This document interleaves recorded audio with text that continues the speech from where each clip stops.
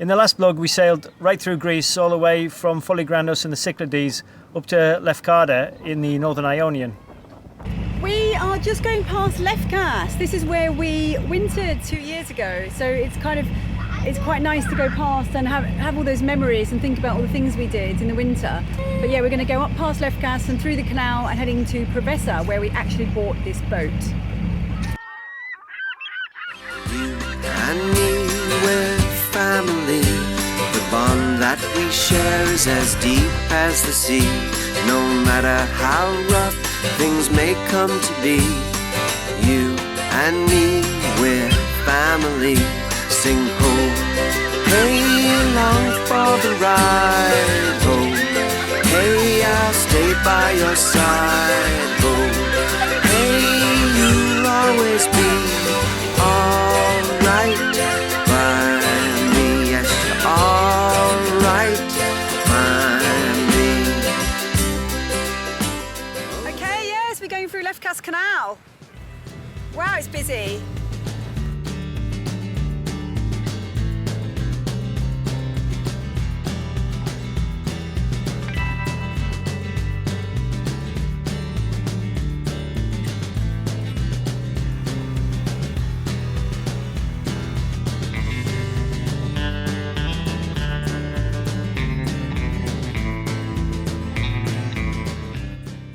Okay, so going over that corner, just outside the canal, it's very, very shallow and it says you actually got 0 depth, but I think it's just because they can't keep up with it because it's constantly building up and then it's dredged and then silts up again. But yeah, we got over okay, we didn't hit the ground, so seems all right. And now we're out of the Lefkada Canal and open seas and some nice wind, so we might be able to sail to Preveza, hopefully. I hope it's not in our nose. Yay! Get the sails up.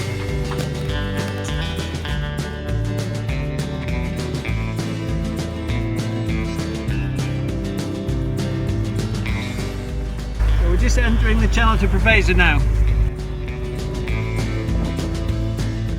We've got water, which is unusual, so we're giving the boat a good wash down, getting rid of all the salt that seems to kind of gather up so quickly. So that's our job today with the kids. So the outboard's been playing up and cutting out at low rev, so I'll take the carburetor out and give it a clean.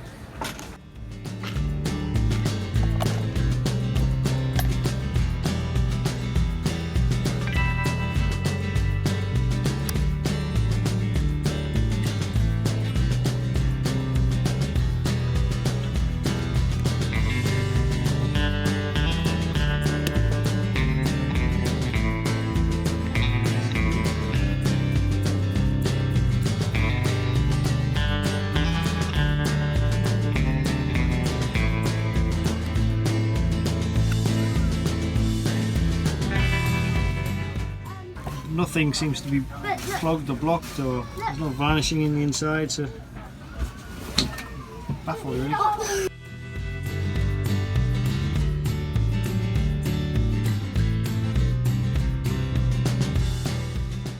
So we picked up a friend of ours in Preveza and her 2 kids who joined us for a week sailing north.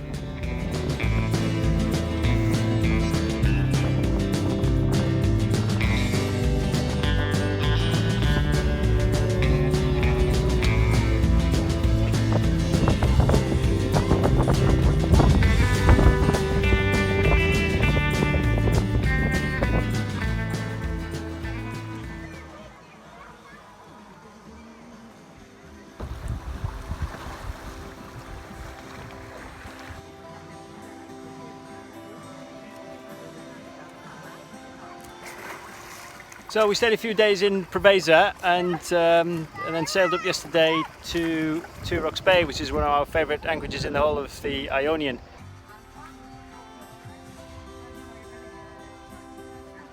And when we came in yesterday, it was full of flotilla boats. I mean, there must have been at least 20 in here, but now it's kind of thinned out. So we anchored over there. The kids have gone ashore on the paddleboard and the smaller dinghy, and now they're doing the kind of swallows and Amazons bit, just exploring the caves and the beach. And it's really nice, perfect day.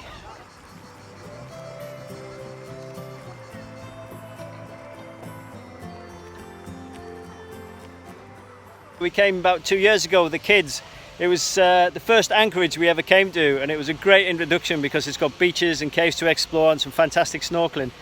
And so the kids got a taste of it quite early, but their expectations were set quite high after that.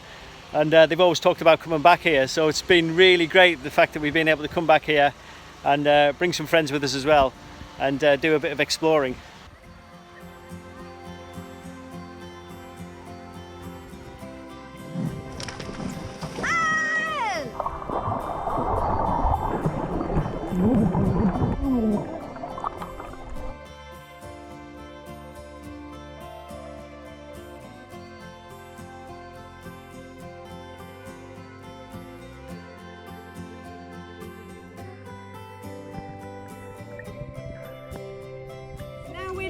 To Rocks Bay. It's one of our favourite places in the world so far, and we're heading round to Parga.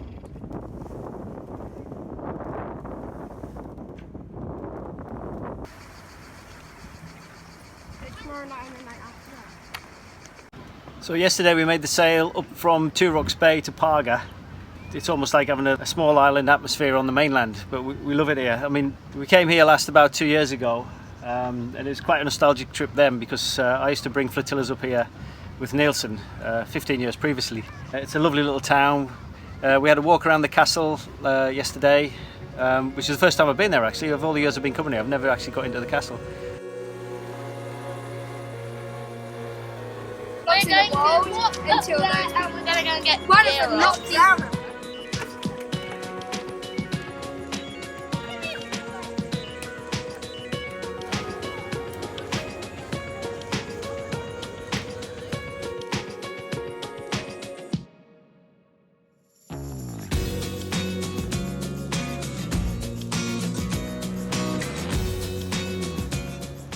Well, since it's quite quiet, we'll spend the day here at anchor. But this is what every private boat fears. It's a Sailing Holidays lead boat, and if the lead boat's coming, that means that there is going to be a lot of flotilla boats around here very, very soon. And they're going to do what we used to do, which is take the boats up onto the beach. It's rather an unusual parking thing. We did a short video about it 2 years ago. I'll try and put the link in.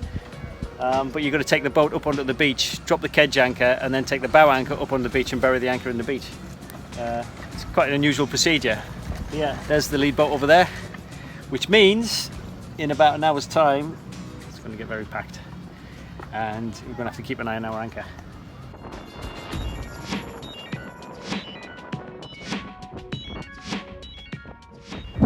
So we had two lead boats come in this afternoon, and obviously the flotilla boats follow. In fact, there's a boat behind me which is less than a boat length away when the wind blows in the right direction. I just don't think people have got an idea about swinging circles and chain lengths and things.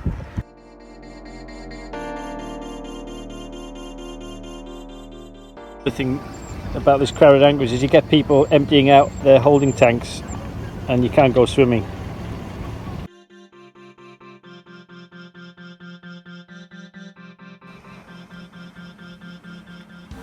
So we've noticed over the years that these small anchorages are becoming more congested with jet skis and tripper boats and cruisers anchoring, and you kind of get the feeling that it's only a matter of time before something really serious is going to happen.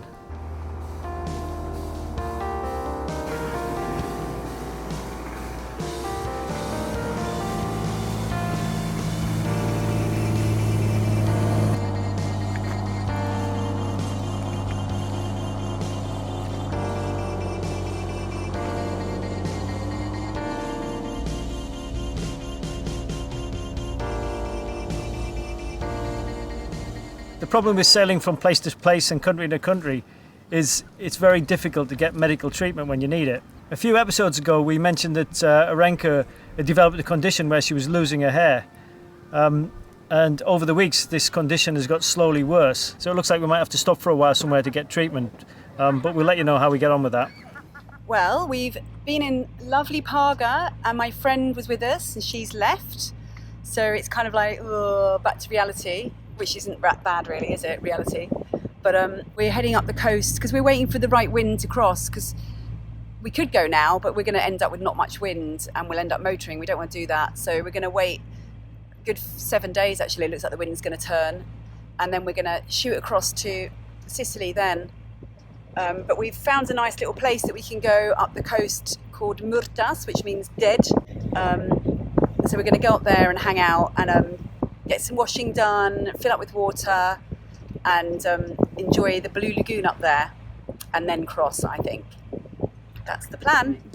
Well, the kids have been saying they've been missing English food because we've been having a lot of salads, and the outside temperature is over 31 degrees centigrade, and we're having shepherd's pie and apple crumble and custard for dinner tonight, and it's really hot in the boat.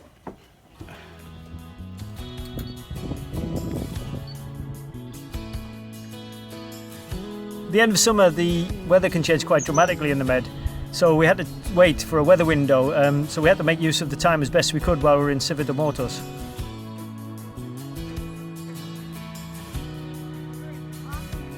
I'm just trying to sort the ropes out because we've got this nice long dock, and we've got some long lines that I wanted to measure, so they work out about 42.5 metres each for a 28 and 22 mil 3-strand warp, and we had some other warp which was a bit knackered, so I had to kind of cut it up into sections, and I can get rid of the scratchy ones. The reason we had 2 buoys is so we could wrap the ropes around them, so this is where they really come into their own now. Oh, 2 real buoys. What are you doing?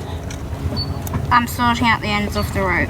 So there's Ewan just melting the end bits to stop them unravelling as well. Ouch, that hurts. So it's night time, and we've set off because we think there's going to be enough wind to get across, but we're a bit worried because there's thunderstorms as well. So all these things are going through our head. So I'm looking at windy. So we're going from here, south end of Corfu, across to there. The wind is actually going to pick up nicely and take us through the night and all the way till the evening, and then we might even be able to carry on. 12 knots picks up. We'll be here by now, hopefully. It's all good, we can just go with that, because we want to get round to Sicily and get to the Aeolian Islands. But Predict Wind says that there's not so much wind, that it's supposed to drop.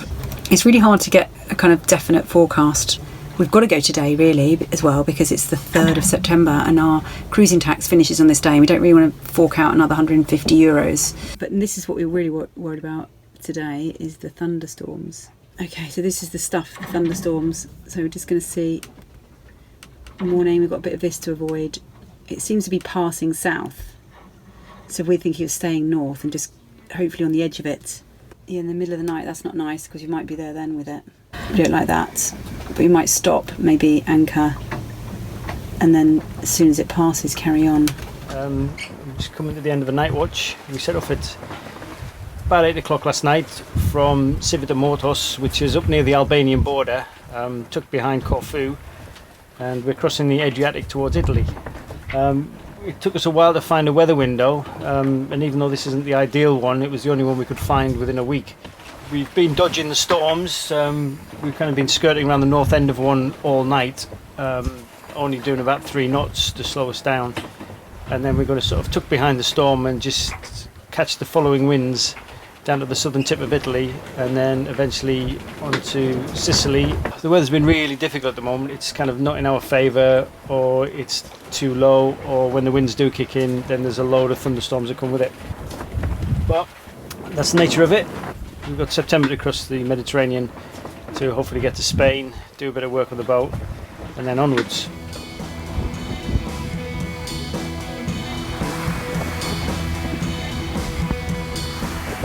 Yay, we've got wind!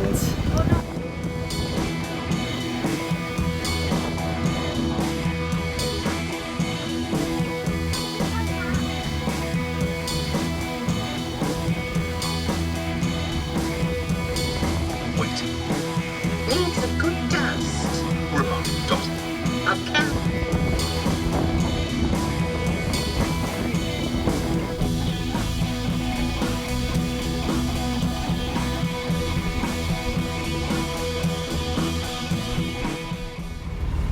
Well, we're about 30 miles offshore, and we thought we'd probably another 4 or 5 hours before we get in, and then this huge thunderstorm just kind of rolled in front of us. And I thought there was something strange because the tanker kind of passed us and then kind of turned around and stopped. And I think they're probably waiting for the thunderstorm to pass because it's quite a big one. We can't get a Wi-Fi signal this far offshore, so we can't get an updated weather forecast. We could hove to, but we've got a couple of tankers bearing down on this position, so I want to kind of keep the engine on and just kind of keep going around in circles really. Just wait it out. We can pick up 4G, so we can pick up a regular weather forecast now. Storm chasing at the moment. We're just kind of following the storm down the coast. And every now and again we catch up a bit too close to it. Last lightning strike was about 20 miles away, as we've checked on our lightning app.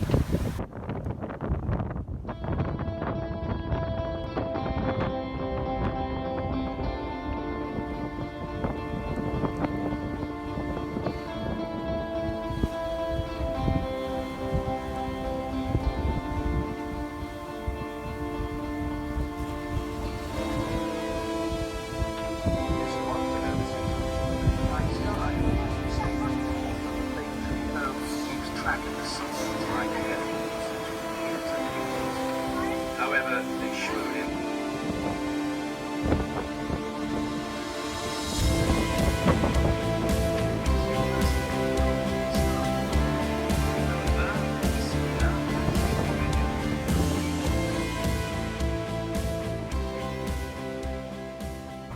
Really cold.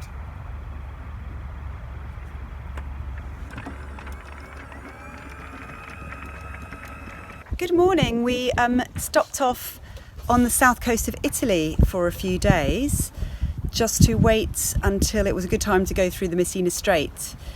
So we're continuing to avoid these thunderstorms that seem to be coming across fairly frequently and trying to get up to the Aeolian Islands. So we're trying to work out where to be on Wednesday when this big whammy comes through.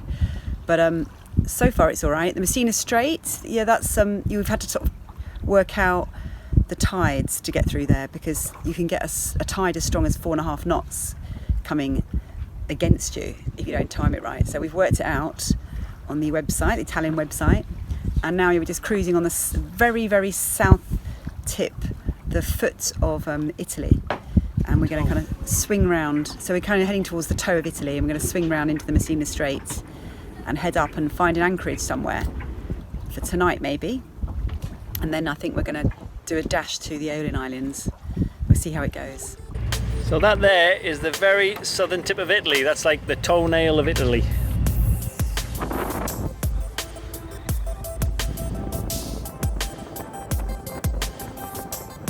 Lunchtime! Woody's made a nice salad. We just found this little kind of fuel pontoon on Navili. Yeah, we're just going to go up here and see if we can get any fuel before we find an anchorage for the night.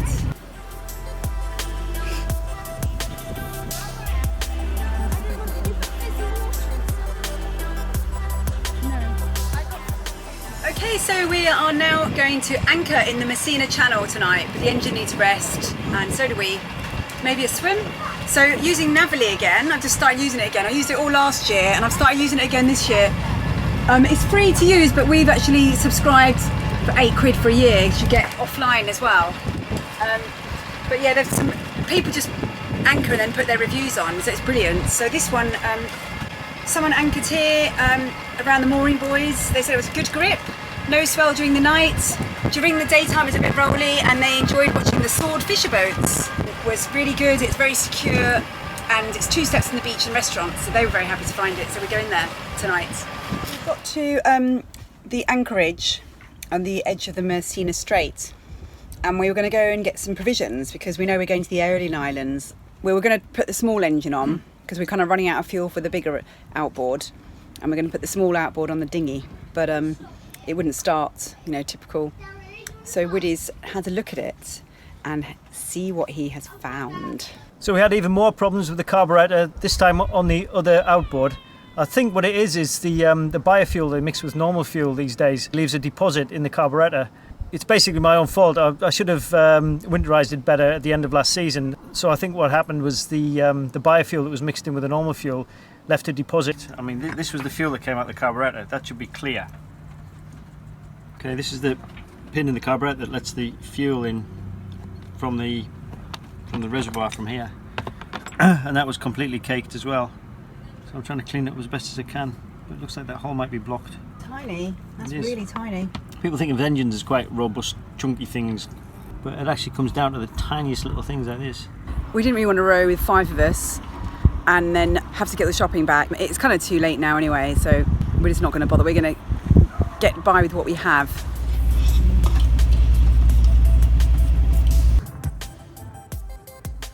That's a swordfish boat, and that's how they spot the swordfish in the Messina Strait. That's incredible, isn't it? They catch them.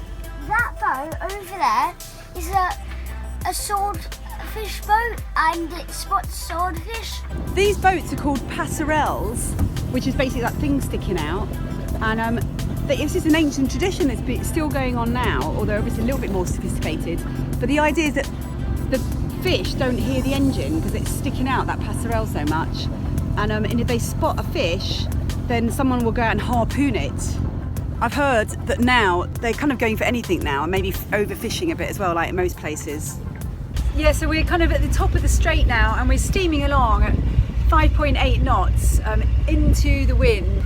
It would never happen normally, so there must be at least 3 knots of tide going this way at the moment, so it's great. I think one of the hardest things is dodging all these ferries. There seem to be ferries constantly going back and forth, and trying to dodge them is very difficult. Views from the Messina Strait. That is the Messina Strait, pinch point between Sicily and Italy. The sea around here is really agitated. You've got all these whirlpools with these currents meeting each other and going round in circles. So it's very confused water. This is a Sicily where the 1848 revolution started, and it became an independent state. But then it only lasted for a year, because then King of Naples and Sicily then ordered the island to be bombed, giving him the nickname King Bomber. And so the independent state finished in 1849. But yeah, Sicily.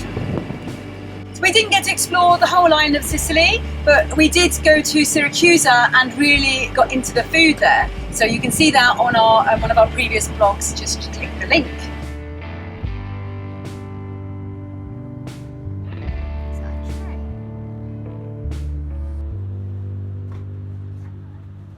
So here we are on north of Sicily, on our way to find a shop. We have to find the shop first, and then we have to see what we can find there. Because this is Italy, we want to try lots of ice cream because it's famous for this place. Yeah. What do you want to find, Derry? Shade. Typical Mediterranean, everyone looks like they've gone to sleep because it's about 3 o'clock. And this is when we finish our homeschooling and we go in search of things. But yeah, usually closed and the buzz is all gone. This is us with all our shopping. What have you got, Rowan? Too much. Rowan, what have you got? That's tomatoes. And I've got this massive trolley. This is how I do my shopping, with this.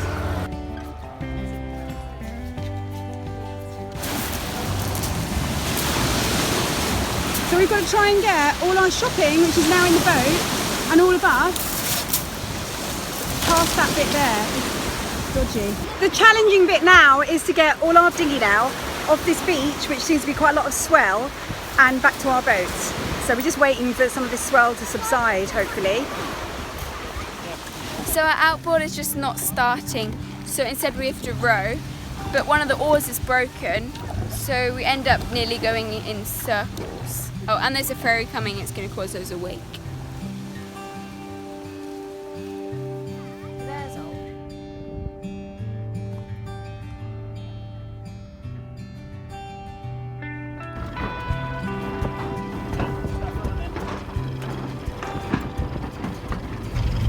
What happened there, Woody? A riding turn. For a big riding turn. Has your sister been playing with your face again? Yeah.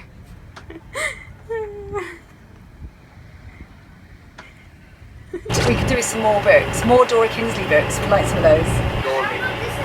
Dorling. Dora, I'm not done, it's still videoing. You and me, we're family. No matter how far away we've grown to be. So thanks for watching again, and don't forget to hit the notification bell and the subscription button. And thank you to the patrons as well. The thumbnail polls are going really well, and also we'll have another From the Cockpit video out to you imminently. As comments are still blocked by YouTube on our channel, please pop over to the Facebook page and leave comments and feedback and get updates from there. And if you want to do it, do it. Thank you. Hey, along for the ride.